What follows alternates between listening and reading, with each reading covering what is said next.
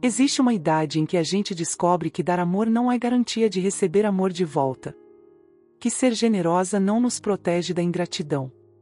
E que às vezes, quem mais deveria nos valorizar é quem menos enxerga nosso valor. Talvez eu tenha levado 72 anos para entender isso de verdade. Meu nome é Isaura, e durante a maior parte da minha vida, acreditei que meu lugar no mundo era ser a costureira dos sonhos dos outros. Não só no sentido literal, com minha máquina Singer barulhenta que ainda funciona depois de 40 anos, mas no sentido mais profundo. Eu costurava as vidas da minha família, remendava os buracos, alinhavava os pedaços soltos, sempre com a paciência de quem acredita que o amor é um trabalho que vale a pena. Quando meu Antônio morreu, há 8 anos, pensei que minha história havia chegado ao fim. 53 anos de casamento viraram memória numa tarde de domingo, entre o café da manhã e o almoço que ficou na panela. Mas a vida, essa teimosa, me mostrou que ainda tinha fios para puxar, histórias para bordar. A casa ficou grande demais para uma pessoa só, mas nunca vazia. Rodrigo, meu caçula, sempre aparecia com Manuela nos finais de semana. Era minha neta quem preenchia os cantos escuros, quem fazia meu coração lembrar como bater forte. 10 anos de curiosidade, de perguntas que não têm resposta, de abraços que duram mais que qualquer promessa. Para o aniversário dela, como todos os anos, comecei a preparar algo especial 2 semanas antes. Não era questão de dinheiro, embora aposentada de costureira eu não tivesse muito para gastar. Era questão de alma. Peguei os retalhos mais bonitos que guardava numa caixa de sapatos, tecidos que sobrou de vestidos de noiva, de roupas de batizado, de cortinas que fizeram a alegria de outras famílias. A boneca ia ser diferente das outras. Cabelo de lã marrom, igual ao da Manuela. Vestido azul royal com bolinhas brancas, igual ao que ela usou no Dia das Crianças. E o segredo, pequenos bilhetes costurados nos bolsos da roupa da boneca, cada um com uma história nossa, uma lembrança que só eu e ela compartilhávamos. Para quando você se sentir sozinha, lembre que a vovó está sempre aqui, escrevi num papel fininho que dobrei e costurei na saia. Você é corajosa como uma princesa e forte como um gigante, foi para o bolso da blusa. Eram pedacinhos de mim que ela levaria para sempre. Passei as noites de quinta e sexta finalizando os últimos detalhes, ouvindo a chuva bater na janela do meu quarto. Minhas mãos, manchadas de idade e calejadas de tanto trabalho, ainda sabiam criar beleza. Ainda tinham propósito. Sábado chegou nublado, mas meu coração estava ensolarado. Escolhi minha roupa com cuidado, a blusa azul clara que Rodrigo me deu no Natal passado e a saia preta que uso nas ocasiões especiais. Embrulhei a boneca em papel de presente lilás, a cor preferida da Manuela, e amarrei com uma fita acetinada que sobrou de um vestido de madrinha que fiz no ano passado. O apartamento de Rodrigo fica a 40 minutos de ônibus da minha casa. Durante o trajeto, segurei a sacola no colo como se fosse um tesouro, imaginando o sorriso da minha neta quando visse o presente. Planejei até as palavras que ia falar. Essa boneca foi feita especialmente para você, com todo o amor da vovó. Quando toquei a campainha, já escutava vozes do outro lado da porta. A festa já tinha começado. Fernanda abriu, me cumprimentou com aquele sorrisinho político que ela usa comigo desde o casamento, e mal olhou nos meus olhos. Oi, dona Isaura. Entre, entre. Manuela está no quarto brincando com as colegas. O apartamento estava decorado com balões cor-de-rosa e dourado, tudo muito bonito, muito caro. Na mesa da sala, uma montanha de presentes embrulhados em papéis brilhantes, com fitas enormes e cartões coloridos. Ali estava o mundo das coisas compradas, do amor medido em reais, do afeto que se paga à vista ou no cartão. Rodrigo estava no sofá mexendo no celular, nem levantou quando me viu. Oi, mãe. Que bom que veio.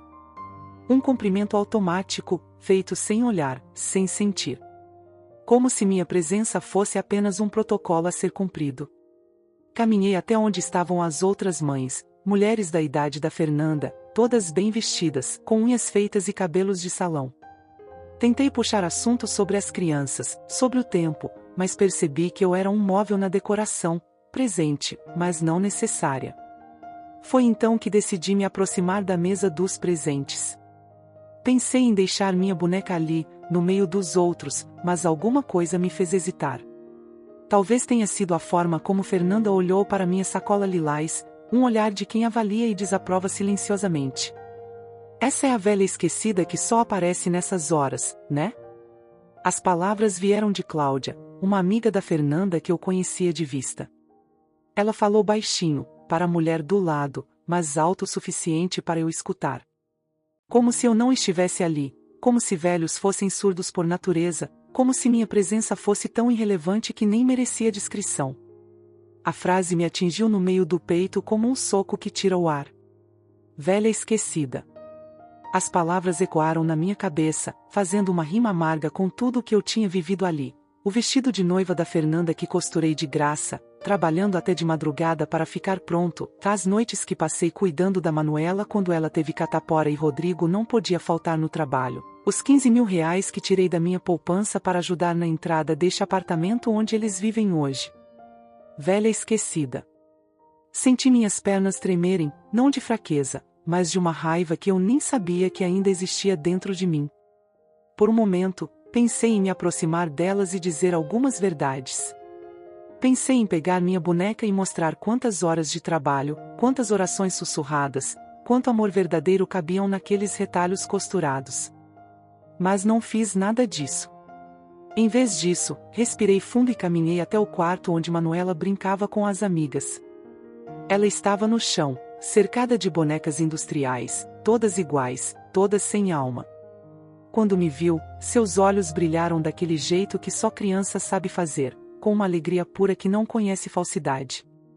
Vovó! Ela correu até mim e me abraçou com força. Naquele momento, senti que nem tudo estava perdido. Você trouxe meu presente? Olhei para ela, para aquele rostinho expectante, e algo dentro de mim mudou. Não era raiva mais, era uma clareza dolorosa, como quando a gente tira um cisco do olho e finalmente enxerga direito.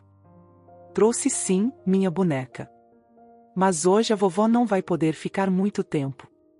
Beijei sua testa, inalei o cheiro de shampoo infantil e inocência. Te amo muito, muito mesmo. Nunca se esqueça disso. Mas e o presente, vovó? Sorri para ela, um sorriso que me doeu por dentro. O presente da vovó é especial demais para ser aberto hoje, no meio da correria. Quando você estiver mais tranquila, em casa, eu te dou. Pode ser? Ela acenou com a cabeça, confiante como só uma criança de 10 anos pode ser. Confiante de que as promessas dos adultos sempre se cumprem, de que o amor é eterno e gratuito. Saí do quarto e caminhei de volta para a sala, onde a festa continuava sem mim. Rodrigo ainda estava no sofá, Fernanda ainda fingia que eu era parte da decoração, e as amigas dela ainda comentavam sobre a vida alheia em sussurros que não eram sussurros. Já vai, dona Isaura? Perguntou Fernanda quando me viu me dirigindo à porta, mais por educação do que por interesse real. Já sim, querida. Obrigada pela festa. Rodrigo levantou os olhos do celular por meio segundo. Tchau, mãe. Depois eu te ligo. Depois eu te ligo. A frase que todo filho fala e que todo pai sabe que pode demorar semanas para se tornar realidade. O trajeto de volta para casa foi longo e silencioso. A boneca continuava na minha bolsa, embrulhada no papel lilás, carregando todos os bilhetes de amor que escrevi com tanto carinho. No ônibus, olhei pela janela e vi minha própria reflexão no vidro, uma senhora de 72 anos, com rugas que contavam histórias, com mãos que sabiam criar beleza, mas que havia sido tratada como um peso, como uma obrigação social. Quando cheguei em casa, coloquei a boneca em cima da mesa da cozinha e fiquei olhando para ela por um longo tempo. Era bonita mesmo, feita com uma técnica que aprendi quando ainda era moça, aperfeiçoada em décadas de prática. Os bilhetes nos bolsos eram pequenas cartas de amor que talvez nunca fossem lidas. Foi então que pensei em Dona Carmen, minha vizinha do lado esquerdo. Ela tinha uma netinha da mesma idade da Manuela, a pequena Júlia, filha da Sandra que criava a menina sozinha, depois que o pai sumiu no mundo. Sandra trabalhava de faxineira em 3 casas para conseguir pagar o aluguel, e eu sempre via a Júlia brincando no quintal com bonecas de plástico quebradas, vestindo roupas que já estavam pequenas demais. Naquela noite, não consegui dormir. Fiquei deitada na cama olhando para o teto, pensando na diferença entre dar amor e ser amada de volta. Pensando em como eu tinha passado a vida toda sendo a costureira dos sonhos dos outros, mas nunca tinha perguntado quais eram os meus próprios sonhos. No domingo de manhã, peguei a boneca e caminhei até a casa da Dona Carmen. Júlia estava no quintal, como sempre, brincando sozinha. Júlia, vem cá, filha. A tia Isaura trouxe uma coisa para você. Os olhos dela se arregalaram quando viu o embrulho lilás. Para mim, tia. Para você, minha boneca. Feita especialmente para uma menina especial. Quando ela abriu o presente, o sorriso que se desenhou no rosto dela foi diferente do que eu imaginei ver no rosto da Manuela. Era um sorriso de quem recebe algo verdadeiramente inesperado, de quem não estava acostumada a ser lembrada. Ela é linda, tia Isaura. Olha, ela tem vestido igual ao meu. Júlia apertou a boneca contra o peito e começou a examinar cada detalhe. Foi então que descobriu os bolsos. Tia, tem papel aqui dentro. Tem sim, minha querida. São cartinhas especiais para você. Ela leu o primeiro bilhete em voz alta, gaguejando um pouco. Você é corajosa como uma princesa e forte como um gigante. Seus olhos se encheram de lágrimas. A senhora escreveu isso para mim, tia? Naquele momento, entendi que o amor verdadeiro não é o que a gente dá esperando receber de volta. É o que a gente dá e que encontra o lugar certo para crescer. Sandra chegou do trabalho naquela tarde e encontrou a filha no quintal, abraçada com uma boneca que ela nunca tinha visto antes.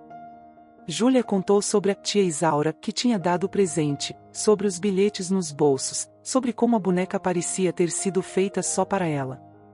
Mãe, olha o que a boneca tem escrito aqui. Toda menina merece ser amada do jeito que ela é. Ponto. Júlia mostrou outro bilhete, e Sandra sentiu os olhos marejarem. Mais tarde, Sandra bateu na minha porta com Júlia no colo e a boneca nos braços. Dona Isaura, eu não tenho como agradecer. Júlia não solta essa boneca nem para tomar banho.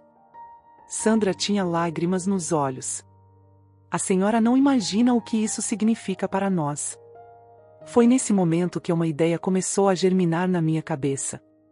Ali estava uma mãe trabalhadora, uma criança feliz, e eu com duas mãos que ainda sabiam criar magia. Por que eu estava guardando meu talento numa casa vazia, esperando o reconhecimento de quem não sabia valorizar? Sandra, você conhece outras mães aqui no bairro que gostariam de aprender a costurar?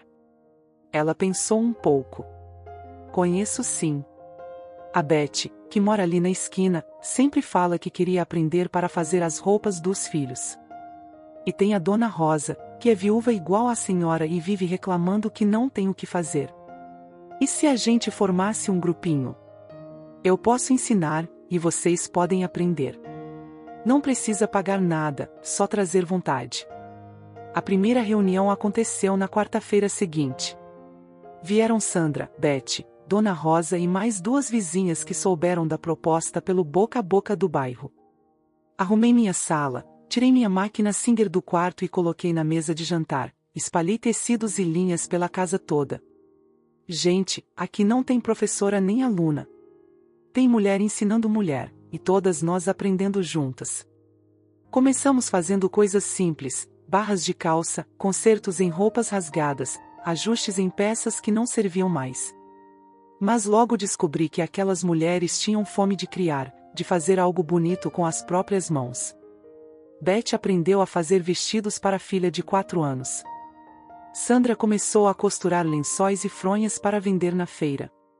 Dona Rosa, que tinha ficado viúva no ano passado e vivia dizendo que não servia mais para nada, descobriu que tinha jeito para bordado e começou a fazer toalhas de mesa que as vizinhas encomendavam.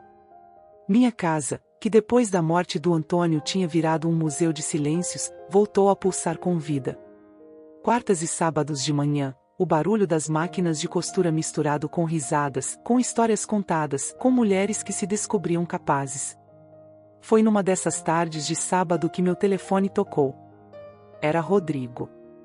Mãe, a gente não te vê há 2 semanas. Tudo bem com a senhora? 2 semanas. Ele demorou 2 semanas para perceber minha ausência. Respirei fundo antes de responder. Está tudo ótimo, filho. Estou ocupada. Ocupada com o quê, mãe? Com a vida, Rodrigo. Com a minha vida. Houve um silêncio do outro lado da linha. Acho que ele não esperava essa resposta. Provavelmente esperava que eu dissesse que estava bem, que não estava fazendo nada demais, que estava disponível como sempre estive. A Manuela perguntou pelo presente que a senhora prometeu. Meu coração apertou. Claro que ela perguntou. Crianças não esquecem promessas, principalmente promessas de avó. Diga para ela que a vovó não esqueceu. Mas agora quem precisa ser lembrado é você, filho. Como assim, mãe? Rodrigo, quando foi a última vez que você veio aqui em casa? Quando foi a última vez que me perguntou como eu estou de verdade, não só de passagem? Quando foi a última vez que você se lembrou que eu tenho sentimentos, que eu tenho uma vida além de ser sua mãe? Outro silêncio. Mais longo desta vez. Mãe, se a senhora está chateada com alguma coisa. Não estou chateada, filho. Estou acordada. Existe uma diferença enorme entre essas duas coisas. Desliguei o telefone e voltei para minha máquina de costura. Dona Rosa estava terminando um bordado lindo numa toalha azul, Sandra cortava tecido para uma saia nova, e Beth ajudava Júlia a escolher botões para o vestido da boneca que eu tinha dado. Naquela tarde, olhando para aquele cenário, entendi que eu tinha passado 72 anos da minha vida costurando a felicidade dos outros e esquecendo de costurar a minha própria. Tinha sido generosa até o ponto de me tornar invisível, disponível até o ponto de ser dada como certa. Mas não era tarde demais para mudar essa história. Na terça-feira seguinte, Fernanda apareceu na minha porta. Não bateu, tocou a campainha como se fosse uma visita formal. Quando abri, ela estava ali com aquele sorriso forçado que eu conhecia bem, mas havia algo diferente no olhar dela. Talvez nervosismo. Oi, Dona Isaura. Posso entrar? Deixei ela passar, mas não ofereci café. Não porque fosse malcriação, mas porque alguma coisa me dizia que aquela não era uma visita social. A casa está diferente, ela comentou, olhando para os tecidos espalhados na mesa, para os novelos de linha organizados por cor, para as máquinas de costura que agora ocupavam minha sala de estar. Está mais viva, respondi, sem elaborar. Fernanda sentou na ponta do sofá, como quem não pretende ficar muito tempo. Dona Isaura, o Rodrigo ficou preocupado com a conversa de vocês no telefone. Ele achou que a senhora estava chateada. E você, o que achou? A pergunta a pegou desprevenida. Fernanda piscou algumas vezes antes de responder. Eu acho que talvez tenha havido um mal-entendido na festa da Manuela. Mal-entendido. Como se eu tivesse ouvido errado, interpretado errado, sentido errado. Fernanda, você pode me dizer exatamente qual foi o mal-entendido? Ela mexeu na bolsa, claramente desconfortável. Olha, se alguém falou alguma coisa que magoou a senhora. Alguém chamou de a velha esquecida que só aparece nessas horas. Você estava lá, ouviu também. Qual parte disso foi mal-entendido? O silêncio que se seguiu foi tão pesado que daria para costurar com ele. Fernanda baixou os olhos, e pela primeira vez desde que eu a conhecia, pareceu envergonhada de verdade. Dona Isaura, a Cláudia às vezes fala sem pensar. Às vezes? Fernanda, ela falou aquilo na sua casa, na frente de você, sobre a sua sogra. E você não disse nada. Nem uma palavra em minha defesa. Eu não sabia o que falar. Sabia sim. Você sabia que podia ter falado dos 15 mil reais que tirei da poupança para vocês comprarem esse apartamento. Sabia que podia ter falado das madrugadas que passei costurando seu vestido de noiva de graça. Sabia que podia ter falado das vezes que cuidei da Manuela quando vocês precisaram viajar a trabalho. Mas não falou nada porque, no fundo, você concorda com ela. Fernanda levantou os olhos, e eles estavam marejados. Isso não é verdade. Fernanda, eu tenho 72 anos. Não tenho mais tempo para fingir que não vejo as coisas como elas são. Você me tolera porque eu sou a mãe do seu marido, não porque me respeita. E está tudo bem. Eu o entendi. Dona Isaura, por favor. Não precisa explicar. Só precisa entender uma coisa: eu também não tenho mais tempo para mendigar carinho onde ele não existe. Tenho outras coisas para fazer, outras pessoas para amar. Nesse momento, Sandra passou na rua com Júlia, que carregava a boneca que eu tinha feito.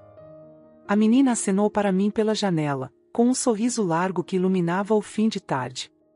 Quem é essa criança? Perguntou Fernanda. É a Júlia. Uma menina que sabe valorizar um presente feito com amor. Fernanda entendeu o recado.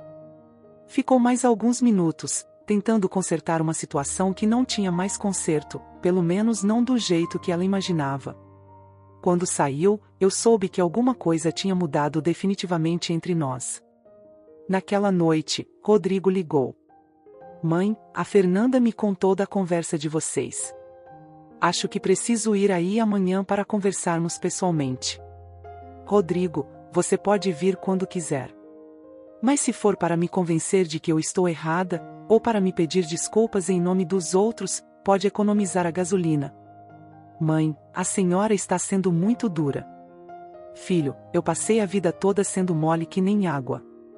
Deixei que pesassem em mim, que me tratassem como segunda opção, que me dessem as sobras do afeto de vocês. Agora estou sendo firme. Se isso te incomoda, o problema não é meu. E a Manuela? A senhora não pensa nela? Essa pergunta me doeu mais que todas as outras juntas. Claro que eu pensava na Manuela.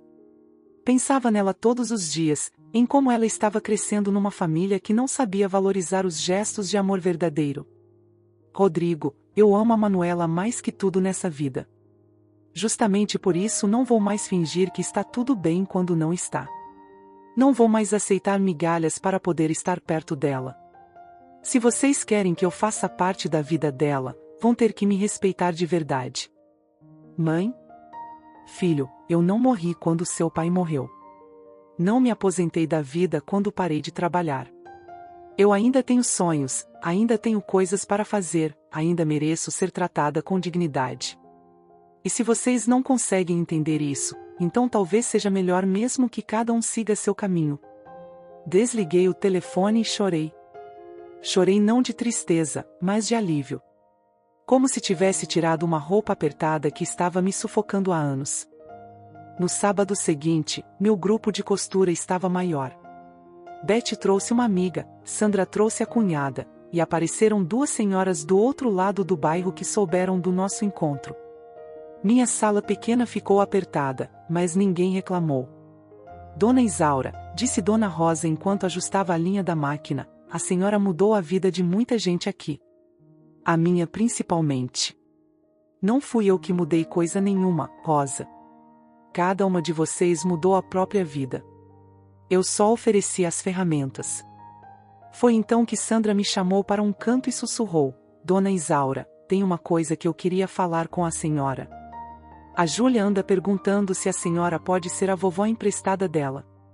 Meu coração se apertou de uma forma boa. Ela disse isso mesmo? Disse. Falou que a senhora dá presentes que tem amor de verdade, e que cuida dela de um jeito que ela nunca sentiu antes. Naquela tarde, enquanto todas costuravam e conversavam, pensei em como a vida tem dessas ironias. Eu que tinha passado anos mendigando o reconhecimento da minha própria família, descobri que o mundo estava cheio de pessoas precisando exatamente daquilo que eu tinha para oferecer. O telefone tocou. Era Rodrigo de novo. Mãe, a Manuela quer vir te visitar no domingo. Posso levar ela? Respirei fundo. Pode sim, filho. Mas tem uma condição. Qual? Você vem junto e fica. Não é entrega e busca. É visita de verdade. Conversamos como família, ou não conversamos. Está bem, mãe. está bem. Domingo chegou com aquele sol morno de inverno que entra pela janela da cozinha e aquece a alma antes de aquecer o corpo. Arrumei a casa com cuidado, não para impressionar, mas para receber. Fiz um bolo de fubá com erva doce, daqueles que enchem a casa de cheiro de infância, e preparei café forte no coador de pano que uso desde que me casei. Quando a campainha tocou, meu coração disparou. Não de nervoso, mas de expectativa. Abri a porta e lá estava Manuela, com aqueles olhos brilhantes e um sorriso que não conseguia esconder, mesmo tentando parecer séria como os adultos fazem quando há tensão no ar. Vovó. Ela me abraçou com força, e eu senti que algumas coisas no mundo ainda eram puras e verdadeiras. Rodrigo estava atrás dela, mais magro que da última vez, com uma expressão que eu não conseguia decifrar. Talvez vergonha, talvez arrependimento, talvez só cansaço de ter que lidar com uma situação que ele mesmo havia criado. Oi, mãe. Oi, filho. Entrem, entrem. Sentamos na mesa da cozinha, os três, como fazíamos quando Rodrigo era criança e vinha contar as travessuras da escola. Mas agora éramos outras pessoas, carregando outras histórias. Vovó, cadê meu presente? Perguntou Manuela, direto ao ponto como só criança sabe ser. Olhei para Rodrigo. Ele baixou os olhos para a xícara de café. Manuela, lembra que a vovó disse que ia dar quando você estivesse mais tranquila? Pois então, agora chegou a hora. Fui até o quarto e peguei a boneca que estava guardada na comoda, ainda embrulhada no papel lilás. Mas também trouxe outra coisa, uma caixa de sapatos cheia de retalhos, linhas coloridas e uma agulha. Esse é o presente da vovó, minha boneca. Mas hoje eu quero te ensinar a fazer o seu próprio presente. Os olhos dela se arregalaram quando viu a boneca. Pegou com cuidado, como se fosse um tesouro frágil, e começou a examinar cada detalhe. Vovó, ela tem bolsos. E tem papel dentro. Tem sim. São cartinhas especiais para uma neta especial. Manuela leu os bilhetes em voz alta, e cada palavra parecia ecoar na cozinha silenciosa. Rodrigo ouvia tudo, e eu via lágrimas se formando nos olhos dele. Você é a luz da vida da vovó, ela leu. Nunca deixe ninguém te fazer sentir pequena. Foi então que Rodrigo quebrou. Mãe, eu sinto muito. Muito mesmo. Não respondi imediatamente. Algumas desculpas precisam ser sentidas, não só faladas. Rodrigo, me dói ver que você só percebe meu valor quando eu não estou disponível. Isso me faz sentir como se eu fosse um móvel da sua vida, algo que você só nota quando muda de lugar. Não é assim, mãe. Filho, quando foi a última vez que você me perguntou como eu estava me sentindo desde que seu pai morreu? Quando foi a última vez que você veio aqui sem precisar de alguma coisa? Quando foi a última vez que você me viu como uma pessoa completa, não só como sua mãe? Manuela parou de brincar com a boneca e ficou nos olhando. As crianças sentem quando os adultos estão falando sobre coisas importantes, mesmo quando não entendem completamente. Vovó, ela disse baixinho, eu sempre penso na senhora. Quando estou triste, quando estou feliz, quando vejo alguma coisa bonita. Sempre penso, queria que a vovó estivesse aqui a ponto. Meu coração se partiu e se consertou ao mesmo tempo. Eu sei, minha boneca. E a vovó também pensa em você todos os dias. Então por que vocês estão brigados? Rodrigo e eu nos entreolhamos. Como explicar para uma criança de 10 anos que às vezes os adultos esquecem de cuidar uns dos outros? Que às vezes o amor vira rotina, e a rotina vira desprezo. Não estamos brigados, filha, disse Rodrigo. Estamos aprendendo a conversar melhor.